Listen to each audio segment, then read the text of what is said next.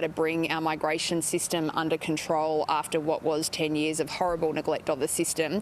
One of the really important initiatives I want your viewers to understand about that is that we are halving migration for our country over a short period of time, so that when we get to 1 July of this year, we will be in a normal migration year. It's really important to me that we get this under control, because we're a great migrant country here in Australia, but we're... Yes, so what happened, Nat, is that, of course, we had the borders shut for the better part of 2 years, and as is normal after a border closure, there was a boost in migration for the year that followed. What's happened since then is our government has taken action to halve migration for our country.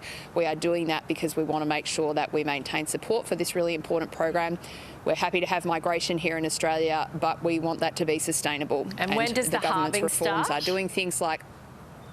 So the halving, we're already well into the process, Nat, and when we get to the 1st of July this year, and I'm talking about here in a few months' time, we will be back in a normal year of migration. We will have halved our migration rate as a country. I think New Zealand is seeing what Australia's done, seeing the success that we are having and saying we'd like some of that too, and going after our policy response, which is something that we should be pleased about. So, Jane, you happy with that? We're basically doing a catch-up from COVID with our migration system.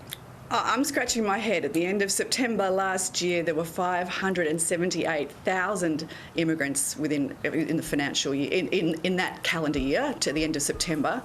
By the end of June this year, Claire, your target is 375 net overseas migration. Are you telling me that we're going to hit that target, 375,000, or are we going to overshoot that? Because that's your target. Well, Jane, I mean, the numbers will come out, but the indications are, yes, that we'll hit that target. Well, how big is your big Australia, Claire? Because quite frankly, if you're overshooting your own target and you cannot tell us how much, even just a couple of months out, I think that it makes a mockery of what you just said. That's not what I'm saying. That's not what I'm saying at all, Jane, and just I don't think we need the hyperbole in this conversation. What we've seen here is that the year after the borders opened, there was a boost in migration, as we saw in countries all over the world. Our government has acted to bring migration back under control. What that has meant is that our net overseas migration rate will halve over a short period of time. So we we're going to hit your target. We are in a transition year back to normal. We are in a transition year back to normal at the moment, and as of 1 July, we will be in a year of normal migration again. In 2 years, we're going to hit your target for the last 12 months.